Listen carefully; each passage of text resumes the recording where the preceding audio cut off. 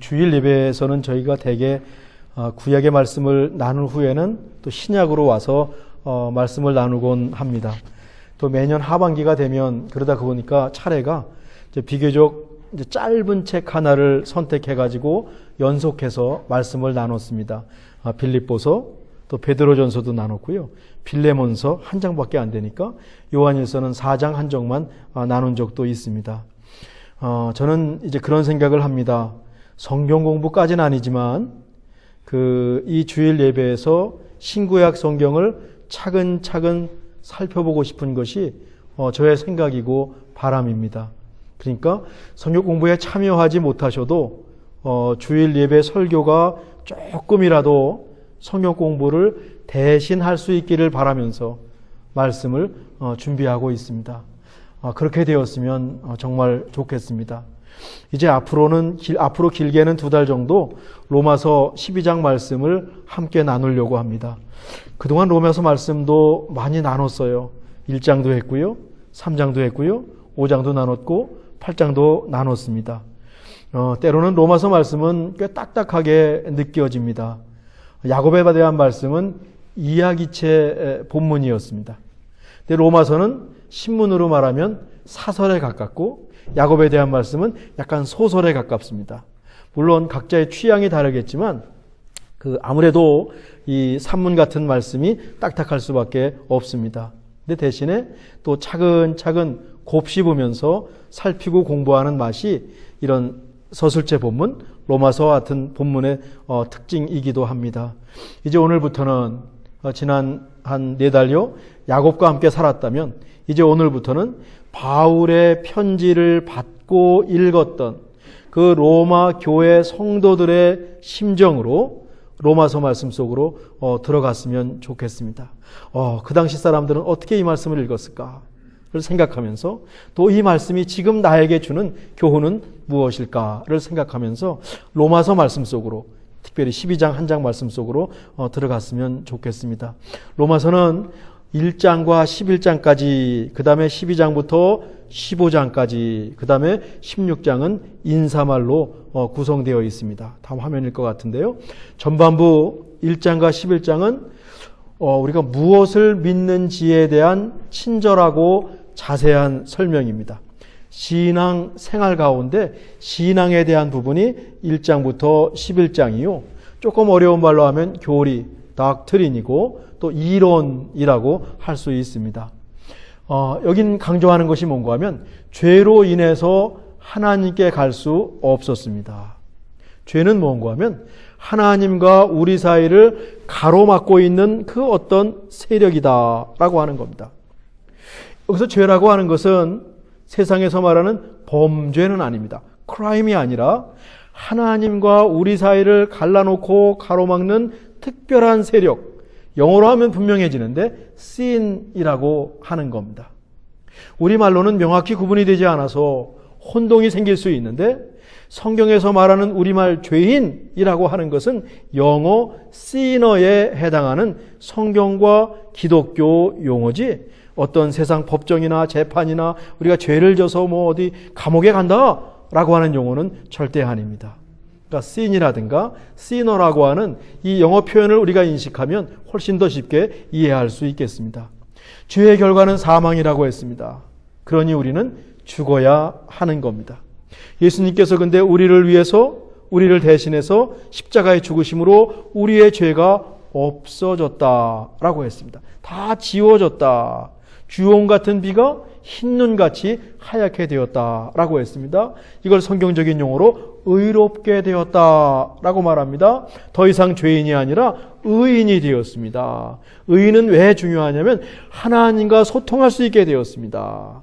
하나님과의 채널이 활짝 열렸습니다.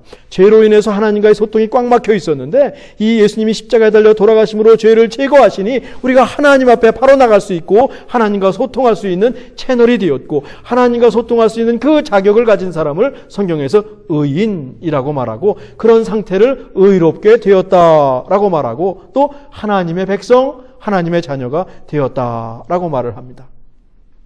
로마서 1장 11장은 이처럼 우리가 무엇을 믿는지, 어떻게 의롭게 되고 하나님의 자녀가 되었는지를 알려줍니다. 알고 믿어야 합니다. 꼭 필요한 교리고 꼭 필요한 이론입니다. 자동차를 운전한다고 생각해 보십시오. DMV에 가서 실기시험에 앞서서 필기시험을 합격해야 합니다. 이 필기시험 합격하지 못하면 절대로 도로로 자동차를 갖고 나갈 수 없습니다. 정말 일리걸입니다. 이거는. 그래야 자동차를 몰고 도로에 나갈 수 있거든요. 자동차에 대한 기본 상식도 갖추고 있어야 됩니다. 요즘 자동차는요, 너무너무 복잡해가지고 공부하지 않으면 자칫하면 시동도 걸 수가 없습니다. 날인 다음에 어디서 문을 열고 닫아야 되는지도 모를 정도입니다. 공부하지 않으면 자동차 기능의 절반도 사용하지 못하고 자동차를 끌고 다닐 수도 있습니다. 신앙도 비슷해요. 어쩌면 꼭 맞는 말은 아니지만 어쩐 면에서 아는 것만큼 믿습니다.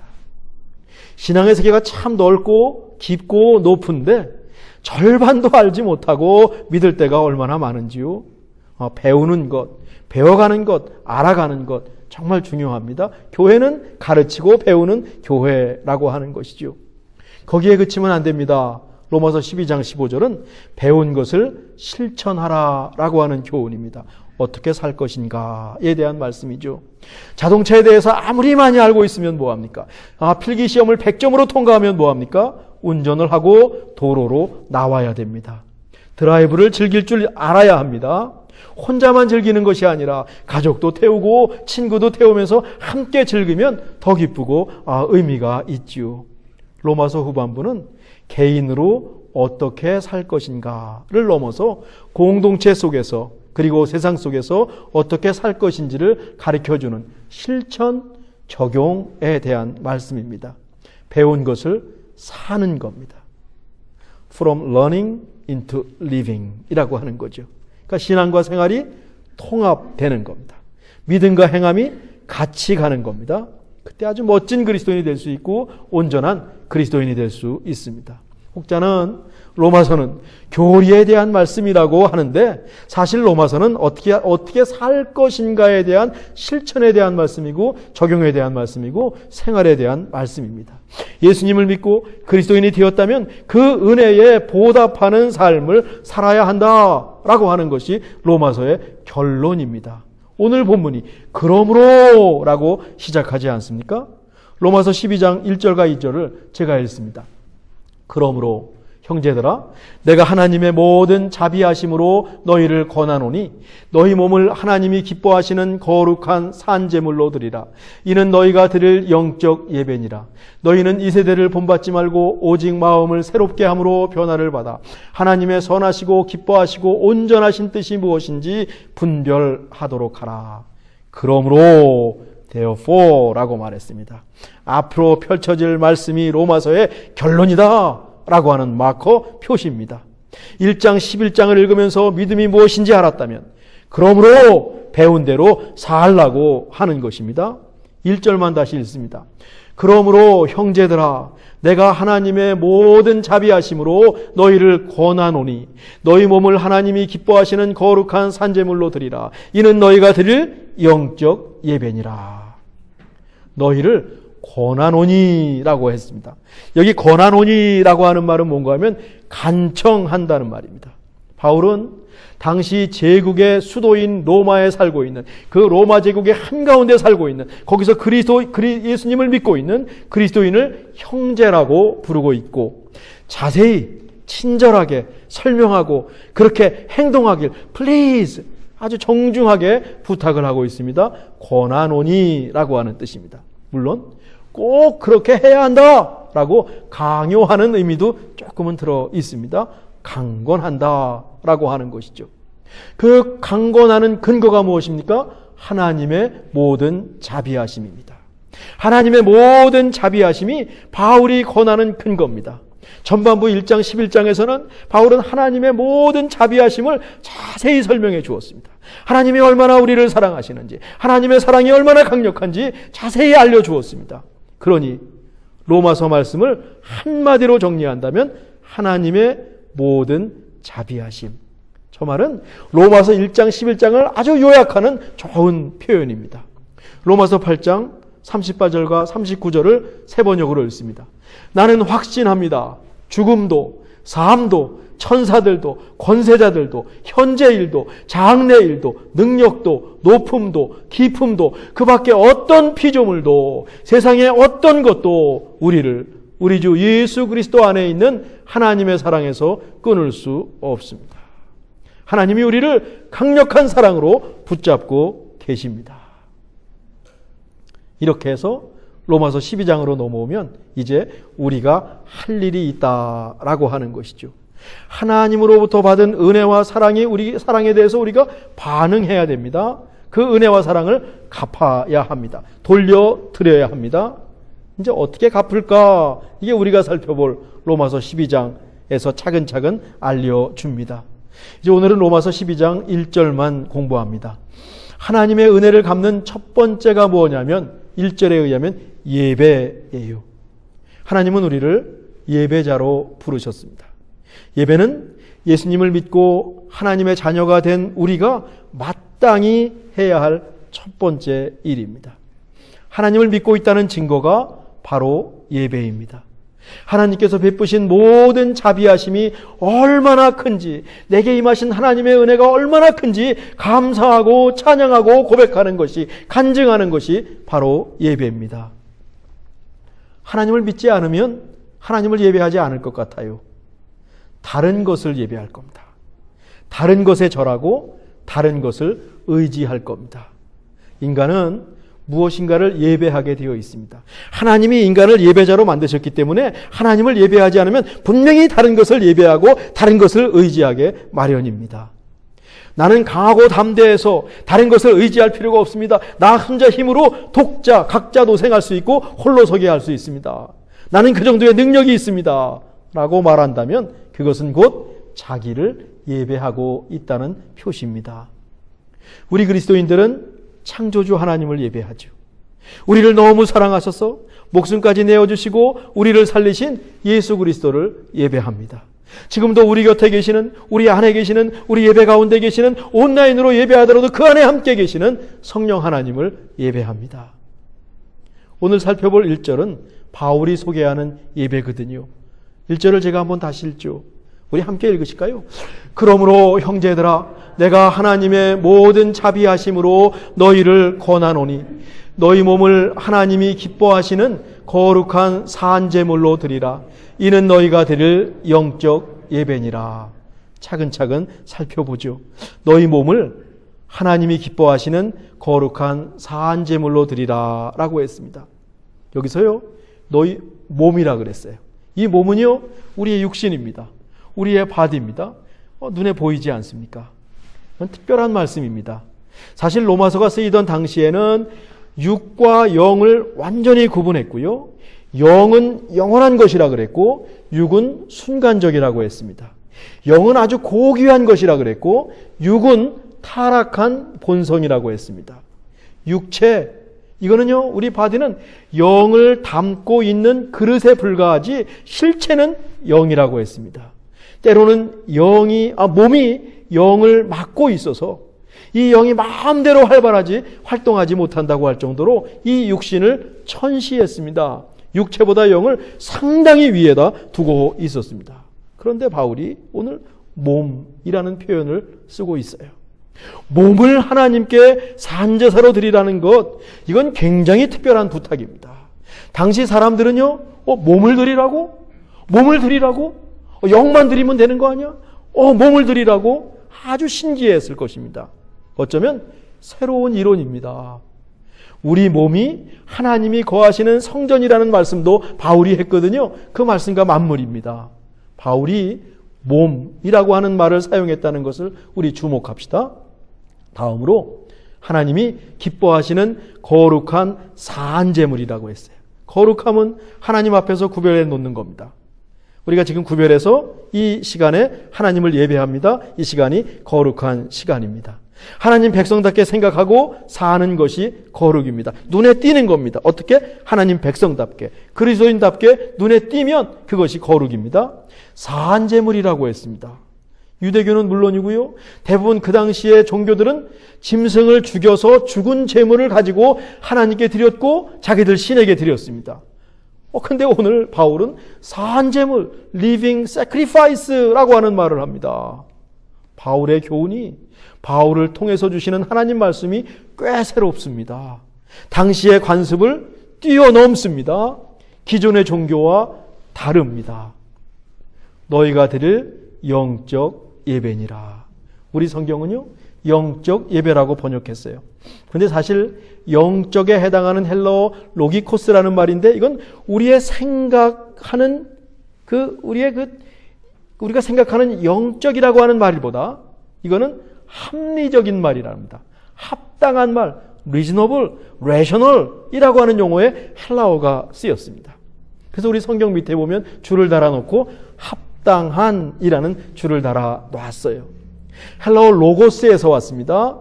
이건 뭔가 생각이란 단어를 떠올리시면 됩니다. 아니, 하나님을 예배하는데 무슨 생각을 합니까? 무조건 믿으면 되는 거죠. 무조건 순종하면 되는 거죠. 생각이 많아지고 머리가 커지면 믿음이 깊이 들어가지 못한다는 말을 많이 들으시지 않았습니까? 질문 많이 하지 말고 그냥 믿으라고, 그냥 믿는 거라고, 믿고 보는 거라고. 근데 우리가 그렇게 많이 알고 있는 로마서 12장 1절에서 이 영적 예배라는 것은 생각하고 믿으십시오 라고 하는 뜻입니다. 생각해서 하나님을 예배하라라고 하는 겁니다. 너희 몸을 하나님이 기뻐하시는 거룩한 산제사로 드리라고 했을 때 그것이 어떤 예배인지 생각해 봐야 합니다. 어떻게 하나님을 예배하여 거룩한 산제사가 될 수 있을지 우린 생각해 봐야 합니다.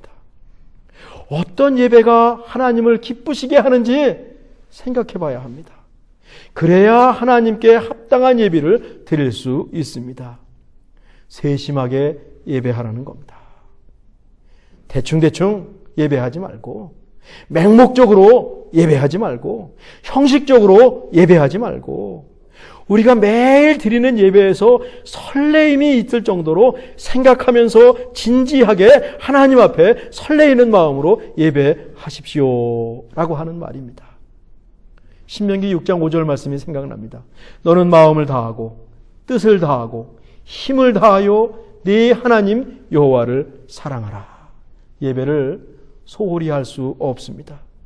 진실하지 않고 대충 말할 때 요즘 사람들이 뭐라고 하냐면 영혼 없는 말이라고 합니다. 그래서 자칫 칭찬했다가는 안 하니만 못한데 영혼 없이 대충 하나님을 예배하면 안 되는 겁니다. 그건 하나님 앞에서 합당한 예배가 아닙니다. 마음을 다하고 뜻을 다하고 힘을 다해서 하나님을 사랑하고 예배하는 것이 하나님이 기뻐하시는 합당한 예배다라고 하는 겁니다. 구약시대에는 제사장들이 백성을 대신해서 제사했어요. 이제는 예수님이 가로막는 걸 다 없애셨기 때문에 우리가 직접 제사장이 되어서 하나님께 나갑니다. 당시의 그리스도인들에게 이런 바울의 메시지는 파격입니다. 혁신입니다. 옛 것을 완전히 벗어버렸습니다. 선입관을 완전히 박살내버렸습니다. 새 포도주를 새 부대에 담는 격이죠. 제사장을 거치지 않고 직접 하나님께 나갑니다. 얼마 전까지 중세에서, 지금도 가톨릭은 그 신부가 가운데 있어요. 근데 직접 나갑니다. 죽은 제물이 아니라 산 제물을 갖고 나갑니다. 이건 깜짝 놀랐을 겁니다. 이런 신앙이 있다니, 세상에 이런 신앙이 있다니, 유레카 하면서 이 초대교인들은 뛸 듯이 기뻐했고 뛸 듯이 하나님 아버지를 직접 찬양했을 것입니다. 우리도 이런 예배를 지금 드리고 있는 겁니다. 우리 신앙 역시 옛 것에 머물면 안 되고요. 날마다 우리의 신앙도 혁신되어야 하고 날마다 새로워져야 합니다. 1절을 다시 읽습니다.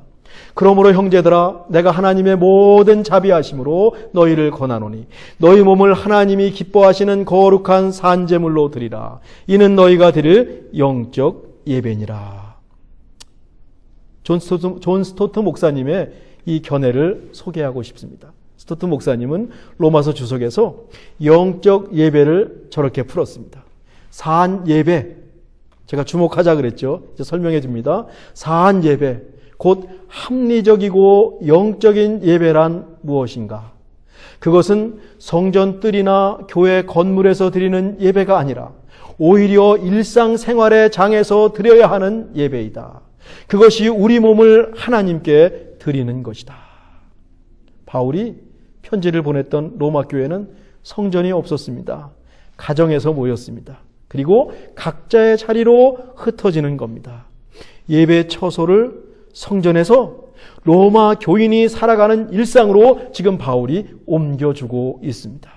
삶이 예배가 되라고 하는 것이죠. 그것이 바로 사한 예배. 그래서 사한 예배가 될 수 있는 겁니다. 스토스 목사님은 몸으로 드리는 거룩한 사한 제사에 대해서 자세히 풀어주십니다. 글씨가 작은데 제가 읽을게요.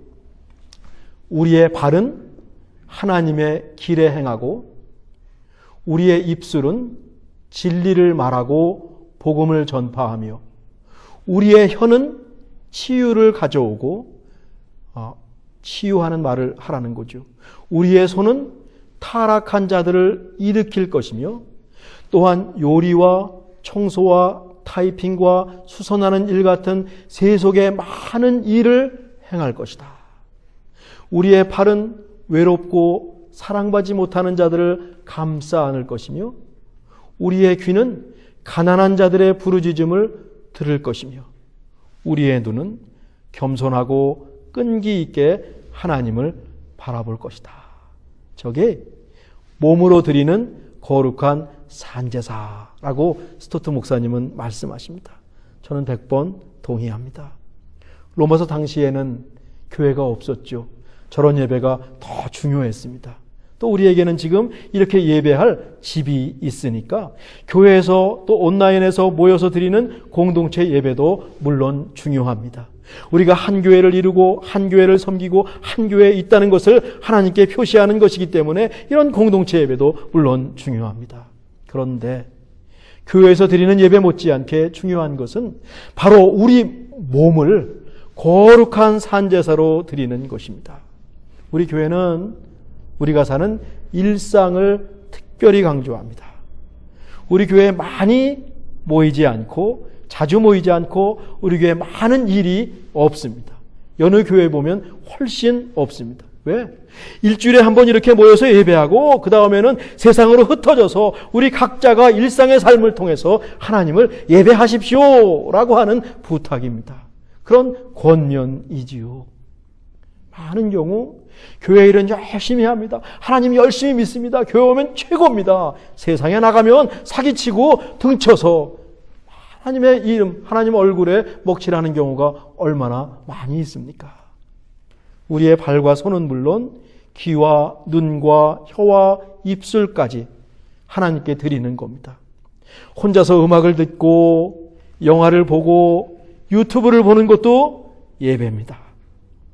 가족이 모여서 식사를 하고 담소를 나누는 것도 예배입니다. 우리가 하는 일은 말할 것도 없습니다. 우리의 모든 삶을, 모든 것을 하나님께서 기뻐하시는 거룩한 산제사로 드리는 것이 하나님께 받은 은혜에 보답하는 길입니다. 반대로 말하면 우리가 무엇을 하든지 그것이 예배가 되어야 되고 그 속에 하나님의 계심을 고백할 수 있어야 한다는 거지요. 지지고 볶고 울고 웃고 복잡하기가 이를 데 없는 우리 삶이 하나님 앞에서 예배가 되길 간절히 원합니다. 아니, 하나님은요, 거기서 드려지는 예배를 기대하십니다. 제 생각에는요, 거기서 드려지는 예배를 하나님은 더 좋아하실 것 같습니다. 거기서 예배하기가 쉽지 않거든요. 모여서 예배하는 게 훨씬 쉽거든요.